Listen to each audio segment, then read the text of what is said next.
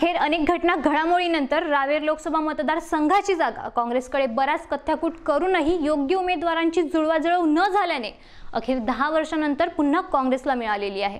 रावेरच्या या जागेवर काँग्रेसचे माजी खासदार डॉक्टर उल्हास पाटील यांना उमेदवारी देण्याचे निश्चित आहे। रावेर लोकसभा मतदारसंघात काँग्रेसच्या व्हायस महाजन, व्हायम बोरोले अशा दिग्गजांनी खासदारकी गाजवलेली आहे। त्यामुळे 10 वर्षांनंतर मिळालेल्या या जागेबाबत काँग्रेस आघाडीचे निश्चित असे उमेदवार डॉक्टर उल्हास पाटील यांनी आनंद व्यक्त करत राष्ट्रवादीच्या नेत्यांसह पक्षनेत्याचेही आभार व्यक्त केले आहेत। रावेर लोकसभा काँग्रेस आणि राष्ट्रवादी काँग्रेसच्या चर्चा बऱ्याच दिवसापासून चालू होत्या आणि राष्ट्रवादी काँग्रेसचे सर्व राज्यस्तरावरचे नेते आणि सन्माननीय शरदचंद्रजी पवार साहेब यांचा आम्ही मनापासून आभार मानतो।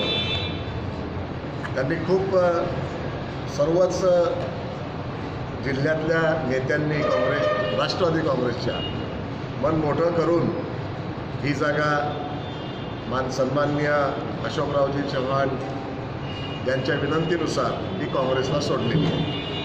त्यामुळे काँग्रेसच्या सर्वांनाच वाटायचं व तसे त्यांचे प्रयत्नही राहिलेत की ही जागा काँग्रेसलाच मिळायला पाहिजे असे सांगत आमच्याजवळ काँग्रेसची दिग्गज टीम निवडणुकीत सज्ज असल्याचेही डॉक्टर उल्हास पाटील यांनी सांगितलंय। काँग्रेसचे जे आहेत हे सर्वजण आम्ही एक आहोत आणि सर्वांनाच मनापासून एक प्रयत्न होता की ही रावेरची जागा जी आहे ही पारंपरिक काँग्रेसची जागा आहे।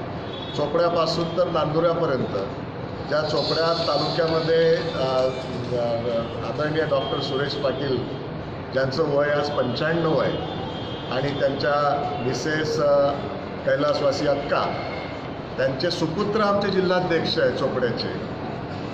1936ची काँग्रेस भरवणारे सन्माननीय कैलासवासी धनाजी नाना चौधरी त्यांच्याच घराण्यातले आदरणीय महाराष्ट्राचे ज्येष्ठ नेते कैलासवासी मधुकरराव चौधरी आणि त्यांचे सुपुत्र शिरीषदादा चौधरी माजी आमदार आणि भावी आमदार हे आमच्या रावेर यावल तालुक्यातले आहेत। चोपडा तालुका आहे, रावेर यावल तालुका आहे, जामनेर तालुका आहे। राष्ट्रवादी काँग्रेसचे अरुणभाई गुजराती आहेत, त्याचबरोबर संतोषदादा चौधरी आहेत, रवींद्र भैया आहेत। इकडे नांदुरा आणि मलकापूर या दोघं ठिकाणी सुद्धा काँग्रेस, राष्ट्रवादी काँग्रेस आणि गवई गट आणि कवाडे गट रिपब्लिकन पार्टी ऑफ इंडियाचे आणि त्याचबरोबरीने आमच्याबरोबरचे 56 जेही घटक पक्ष आहेत।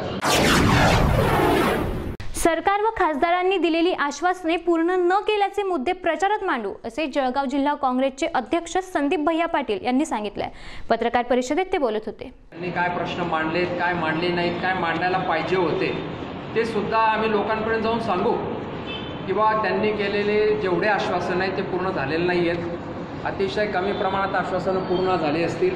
महत्त्वाचे सगळे मुद्द्यांकडे दुर्लक्ष झालेलं आहे आणि सगळे मुद्दे आम्ही जनतेजवळ मांडणार आहोत।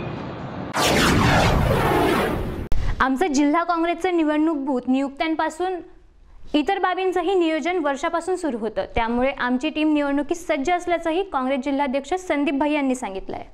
आमचं संघटन चांगलं आहे सर। मी आता तोच मुद्दा मांडला की जेवढे बूथ आहेत म्हणजे जवळजवळ 1800 1900 एका भागात आणि दुसरीकडे तेवढेच सर्व बूथवर आमची यंत्रणा तयार झालेली आहे।